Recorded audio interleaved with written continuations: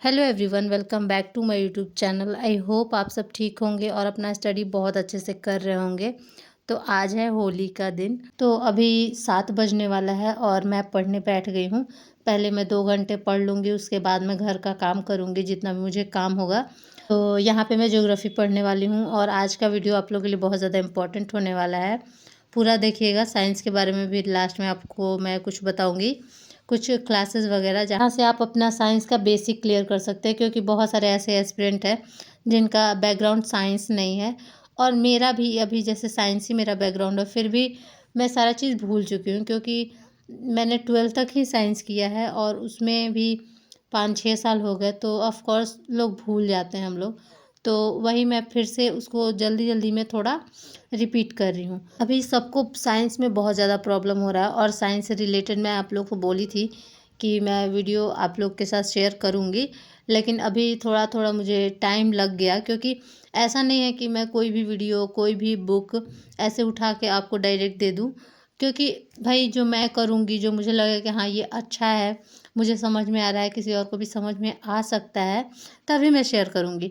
ऐसा नहीं है कि मैं रैंडम किसी का वीडियो उठाऊँ और वो आप लोगों के साथ शेयर कर दूँ। मैं ऐसा नहीं कर सकती हूँ।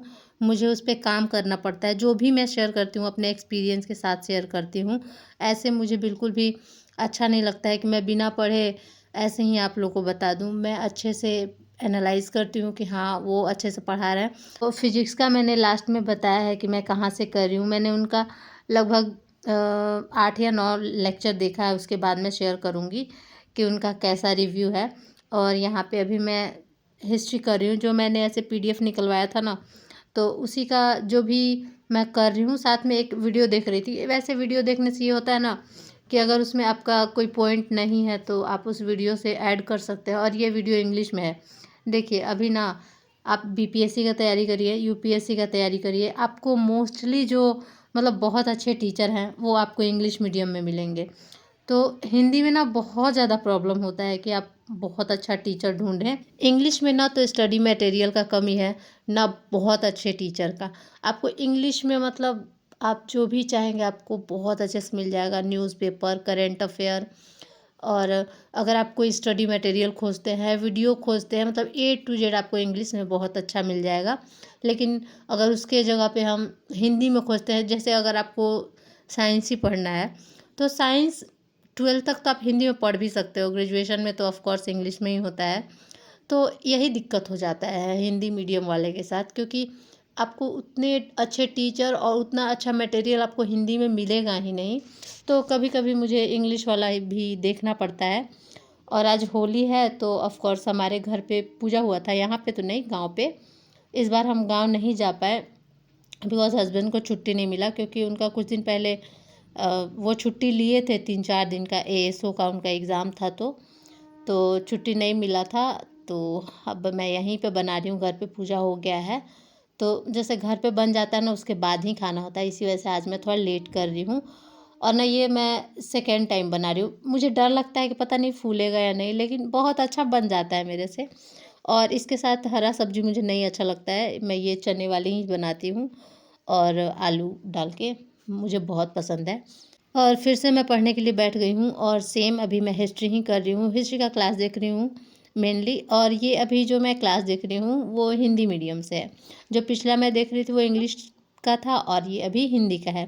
मतलब देखो, ऐसा मैं नहीं बोल रही हूँ कि हिंदी में टीचर्स अच्छे नहीं होते हैं, लेकिन हिंदी और इंग्लिश अगर कंपेयर किया जाए तो मोस्टली आपको इंग्लिश वाले टीचर ज़्यादा अच्छे मिलेंगे।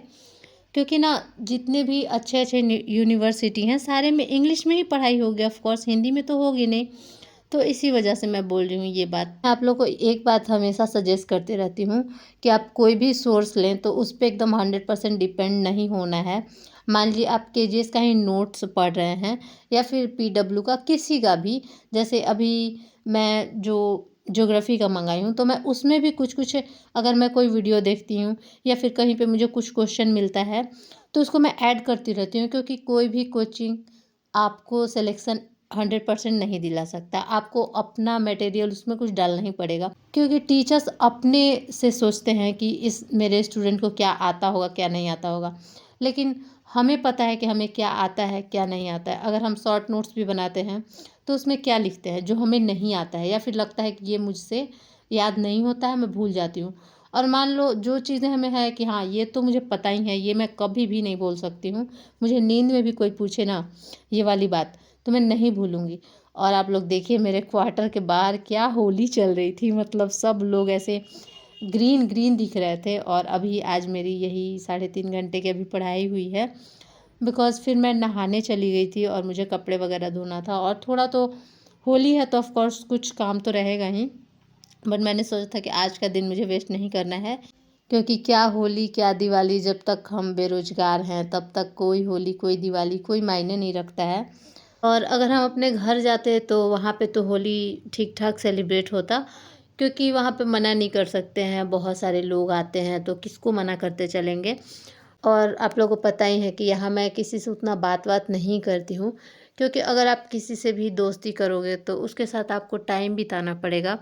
और मेरे पास तो बिल्कुल भी टाइम नहीं है कि मैं किसी के साथ बिताऊँ। लाइक अभी जब मेरे हस्बैंड रूम पे रहते हैं तो मैं उनसे भी ज़्यादा बात नहीं करती हूँ। जब हम खाना वाना खाते हैं तभी थोड़ा बहुत बात होता है। तो इसी वजह से मैं बाहरी किसी से भी बात नहीं करना चाहती हूँ। इसी वजह से मैं किसी से भी उतना दोस्ती नहीं की हूँ। और यहाँ पे मैं करंट अफ़ेयर कर रही हूँ। करंट अफ़ेयर बहुत ज़्यादा इम्पोर्टेंट है, साथ में टाइम टेकिंग भी होता है। तो मैं मंथली करती हूँ तो उसमें मुझे ज़्यादा टाइम लगता है, क्योंकि लिखने में सर जल्दी-जल्दी तो समझा के निकल जाते हैं, बट मुझे तो लिखना पड़ता है ना। और आज मैं छोटा वाला टाइमर निकाल ली हूँ और इससे पढ़ रही हूँ। और अभी तक मैंने 5 घंटे की पढ़ाई कर ली है। और अभी आप लोग टाइम देखिए 4 बजने में भी 10 मिनट कम ही है। और अब मैं पढ़ते-पढ़ते थक भी गई थी, बोर भी हो गई थी। तो यहाँ पे मैं गाने सुन रही थी और अभी मैंने बाल नहीं झाड़ा, अभी मेरा बाल भीगा हुआ है। तो बाल भीगा रहता है तो मैं बाल नहीं झाड़ती हूँ, जब थोड़ा सूख जाता है तभी झाड़ती हूँ। और आप लोग देखिए अभी 13% चार्ज है, 4:20 हो चुका है।